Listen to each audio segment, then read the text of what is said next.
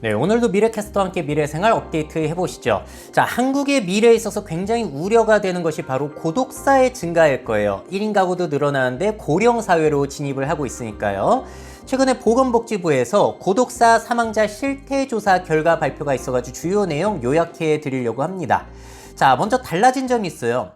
무엇을 고독사라고 하는지 여러분들 아십니까? 근데 그 정의가 이번에 살짝 바뀌었습니다. 자, 원래는 시신이 오래 방치되었다가 발견되어야지 고독사였는데 그 부분이 삭제가 됐어요. 그래서 가족, 친척 등 주변 사람들과 단절된 채 사회적 고립 상태로 생활하던 사람이 자살, 병사 등으로 임종을 맞이하는 것을 이제는 고독사라고 합니다. 그러다 보니까 예전에는 고독사로 분류가 안 되던 것들도 이제는 고독사로 포함이 되어가지고 발생 건수는 조금 더 증가하게 될 겁니다. 자, 그렇다면은 고독사 사망자는 한 해에 몇 명씩 나오고 있을 것인가? 2023년 기준으로 3,661명이 발생이 되었고 2017년에 비해서 보자면 많이 늘어났죠. 혼자 사는 사람도 늘고 고독사 정의도 바뀌면서 증가가 되고 있는 거고요. 자, 건수는 늘어나고 있는데 고독사 비율도 늘어나고 있는가? 이거는 또 다르더라고요. 자, 사망자 100명당 고독사 사망자 수를 보시게 되면은 2019년이나 2023년이나 그렇게까지 큰 차이는 없다. 그래서 보고서를 보시게 되면은 고독사 예방 및 관리에 대한 법률이라든지 정부와 지자체에서 추진한 고독사 예방 활동 그런 것들이 효과라고 하고 있는데 그거 사실 잘 모르겠어요. 자, 그리고 고독사 발생이 가장 높은 지역은 어디일 것 같으세요? 자, 1위는 경기, 2위는 서울, 3위는 부산입니다. 아, 도시가 삭막해서 고독사가 많구나라고 생각하신다면 잘못 생각하신 거고 인구가 상대적으로 많기 때문에 고독사 건수도 여기에서 많이 나타나고 있는 거예요.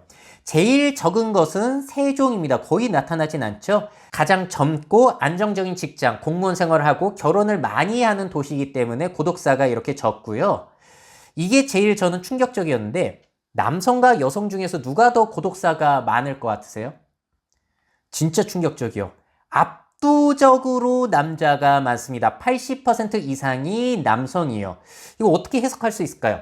아무래도 남성들은 나이가 들면서 사회성이 결여되기 때문에 여자분들이 이렇게 잘 친목도 하는데 남자분들은 고립되는 경우가 꽤 있죠. 특히나 돈 못 벌고 성공도 못했으면 이제 자기가 움츠러 들어가지고 사회활동을 안 하는 경우가 또 많잖아요. 자, 이거 너무나 우리가 신경 써야 되는 부분일 것 같고 또 다음 퀴즈. 어떤 연령대에서 고독사가 제일 많이 발생할 것인가? 이것도 중요해요. 압도적으로 제일 많은 거는 60대와 50대입니다. 굉장히 높죠. 사실 이들의 인구수가 우리나라에서 제일 많다는 점이 작용을 했을 텐데 그렇다고 하더라도 비율이 너무 높아요. 원래 머릿수 많은 거에 비해서 고독사 비율이 훨씬 더 높습니다. 중년 남성들의 사회활동 결여, 우울증, 사회적 실패 이런 것들에 대해서 우리가 많이 신경을 써야 된다는 것 같아요. 자, 다음 퀴즈. 고독사가 가장 많이 발생하는 주택 유형은 뭘까요? 저는 뭐 여관이나 고시원 그런 것도 생각했는데 1위는 주택이요. 거의 절반이 주택에서 발생을 한다. 자, 그리고 고독사 현장을 최초로 발견한 사람은 누구냐? 이것도 신기한 것이 원래 2021년까지만 하더라도 가족들이 발견을 했는데 2022년부터는 임대인이라든지 경비원, 건물 관리자가 요즘은 제일 많이 발견을 하더라. 자, 그리고 보건복지 서비스 종사자 같은 경우는 발견 비율이 약 7%밖에 안 되기 때문에 이런 부분에 있어서는 대비가 좀 필요하지 않을까라는 생각도 들었습니다. 자, 고독사 사망자 중에서 자살 사망이 차지하는 비중은 몇 %일 것 같으세요? 자, 그렇게까지 높진 않습니다. 14% 정도예요. 그러니까 나머지는 병사라든지 그런 것들이 훨씬 더 높다라고 보시면 되겠고요. 자, 그런데 이거를 또 연령대로 봤을 때 주의 깊게 봐야 되는 부분이 있는데 2003년 기준으로 연령대별 자살 사망자 비중이 20대가 60%가량이에요. 그 다음이 30대, 40대, 50대, 60대인데 젊을수록 고독사하는 사람 중에 자살인 비율이 상당히 높다. 이거 굉장히 신경을 써야 될 것 같고요. 자, 그런데 또 이 부분도 살펴봐야 될 것 같아요. 절대적인 고독사, 그 중에서 자살을 선택한 사람들 숫자가 많은 것은 또 40대, 50대가 20, 30대보다 훨씬 많다라는 거, 이 부분도 신경을 써야겠습니다.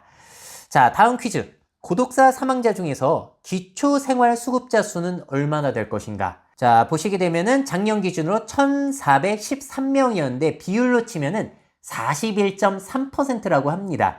자, 경제적 취약 가구에 관심이 필요한 건 사실이지만 나머지 60%는 경제적 취약자가 아니라는 점, 그것도 상당히 중요한 것 같아요.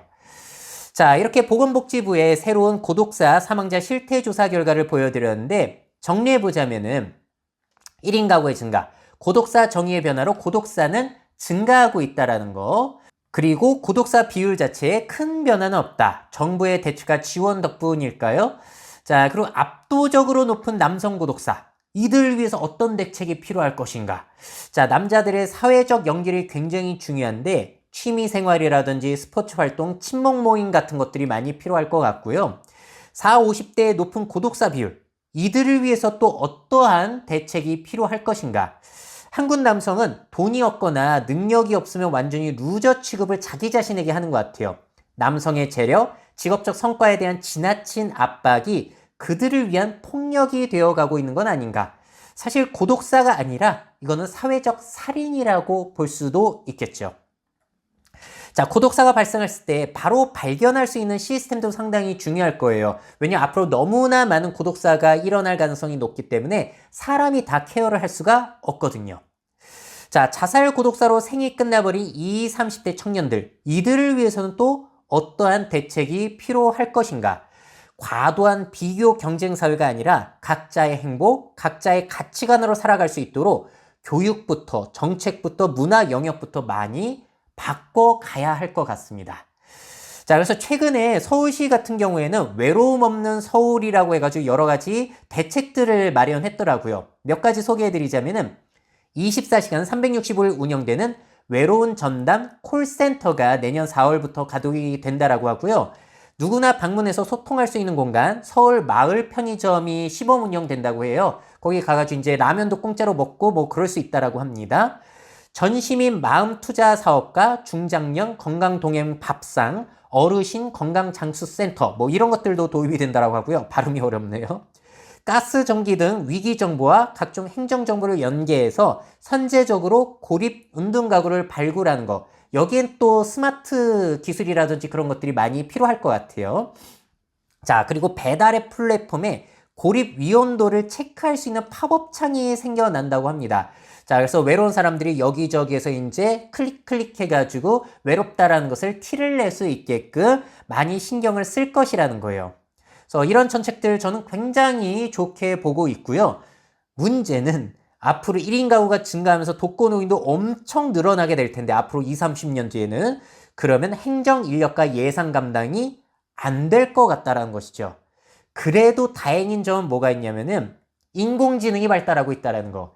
실시간으로 이미지를 분석해서 무슨 일이 펼쳐지고 있는지를 알아낼 수가 있고 조치를 취할 수 있는 AI 에이전트 시대가 오고 있기 때문에 앞으로 고독사가 발생한다고 하더라도 선제적으로 예방을 한다든지 발생 후에 빠르게 처리를 한다든지 하는 것들은 굉장히 AI 기술 덕분에 좋아지지 않을까라고 보고 있습니다. 자, 다만 또 우려가 되는 건 뭐냐면은 반대로 이런 시스템이 너무 좋아지게 되면은 더욱 주변에 사람이 필요 없어지게 되면서 관계 무용의 시대가 펼쳐지고 실질적으로 마음속으로 고립을 느끼는 사람들이 늘어날 가능성도 있지 않을까라는 생각도 들었어요.